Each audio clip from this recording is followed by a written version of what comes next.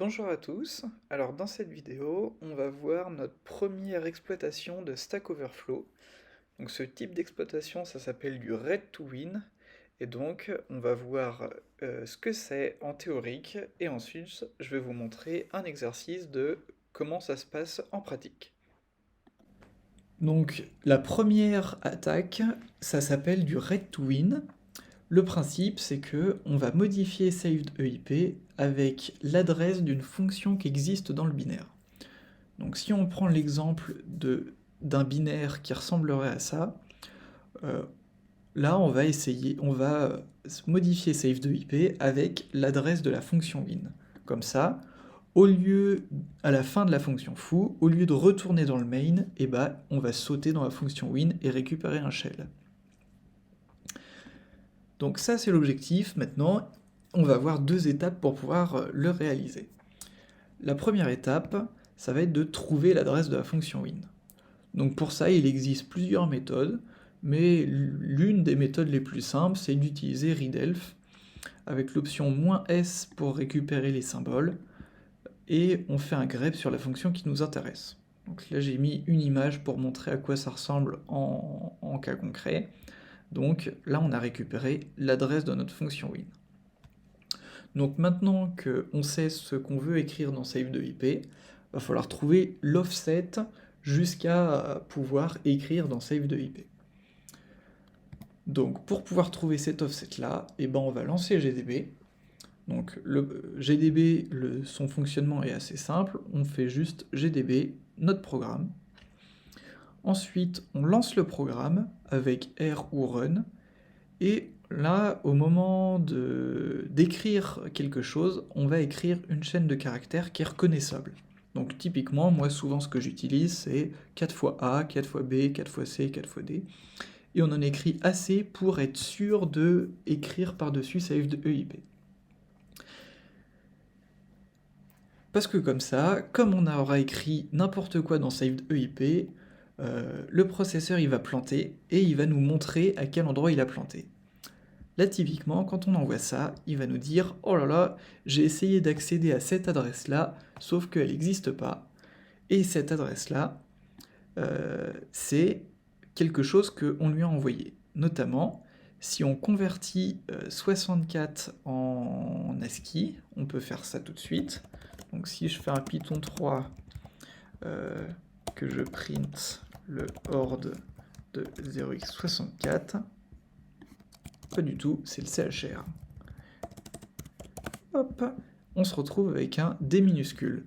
Donc ça veut dire que là, à partir du troisième D, on écrit dans SavedEIP. Donc on a trouvé notre offset pour pouvoir écrire dans SavedEIP. Donc une fois qu'on a ces deux informations-là, on va pouvoir les combiner pour pouvoir écrire ce qu'on appelle notre exploit ou notre payload. C'est deux noms qu'on utilise pour désigner la même chose. Donc typiquement, ça c'est faisable avec Python, faire un Python qui print, donc n'importe quoi fois l'offset. L'objectif c'est juste d'atteindre save2ip, et une fois qu'on l'a atteint, on écrit l'adresse de win. À savoir que nos processeurs sont en Little Endian, et donc l'adresse de win, il faut que ça soit écrit en Little Endian pour que ça fonctionne. Et dans le cas de ce binaire-là, win va nous ouvrir un shell, et donc il faut bien qu'on récupère ce shell. Donc pour pouvoir récupérer ce shell, je vous donne la commande à taper. Donc c'est l'envoi de notre payload, donc qui peut se faire avec Python comme ici, ou alors avec Echo, les deux fonctionnent. .4, tout ça, on met ça entre parenthèses, et on envoie tout ça dans le programme qu'on veut attaquer.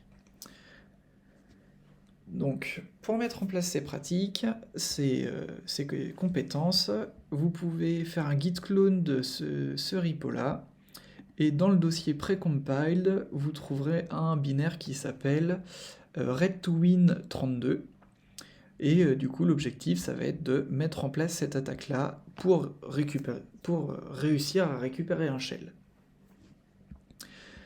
À savoir que si vous avez un souci et que vous n'arrivez pas à lancer le binaire, notamment s'il vous dit que vous n'avez pas la bonne version de l'IPC, mettez-vous à la racine du projet, faites un make 32, et du coup vous retrouverez le binaire dans le dossier bin, le binaire red to win, et donc utilisez celui-là.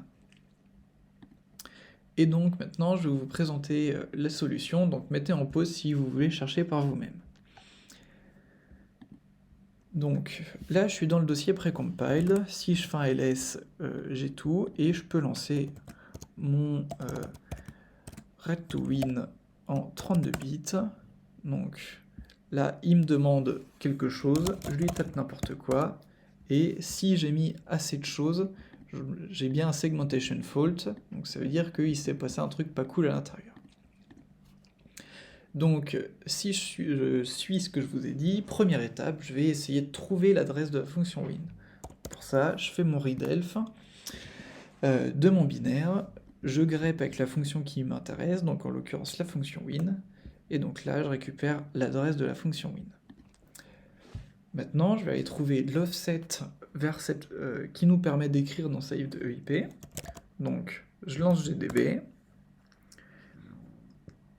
je lance le programme, je mets une chaîne de caractères qui est reconnaissable, donc 4 fois A, 4 fois B, C, D, E, F. Ok, et donc là, il nous dit qu'il a planté sur 64, 64, 65, 65. Donc, pareil, là on peut regarder à quoi ça correspond. 64, ça n'a pas bougé depuis tout à l'heure, ça correspond toujours à un D. Donc ça veut dire que là, si je fais un écho de 4 fois A, 4 fois B, 4 fois C et 2D, il me manque un C, à partir de là, j'écris dans saved EIP. Donc, je vais vouloir écrire l'adresse de win. L'adresse de win, on l'a trouvée juste au-dessus. Par contre, attention, il faut l'écrire en Little Endian. Donc, en Little Endian, ça va ressembler à ça. Donc, hop, 98, 86. Si on suit le modèle que je vous ai donné, on rajoute un .4 à la fin et on envoie tout ça dans notre binaire. Donc là, il s'appelle red2win32. On lance ça et si on fait un ID, j'ai bien récupéré un shell. Hop. Donc là, si on continue, normalement, je dois avoir à peu près la même chose que je viens de taper. Et donc tout ça, ça me permet de récupérer un shell. Donc, notre red to win a marché. Donc ça, c'est la première exploitation qu'on peut faire avec un Stack Overflow. Mais on se rend compte assez vite que c'est un type d'exploitation qui n'est pas hyper utilisable en cas pratique, parce qu'on trouve assez rarement dans un binaire une fonction qui nous fait exactement ce qu'on veut.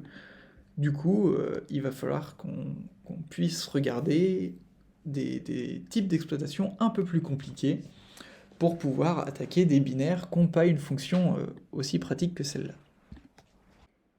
Merci de m'avoir écouté. Alors, si tu as des questions, faut vraiment pas hésiter, que ce soit par les commentaires YouTube. Si tu as l'UTT, tu peux me contacter via le Discord d'Acute. Et bah sinon, on va se dire à la prochaine.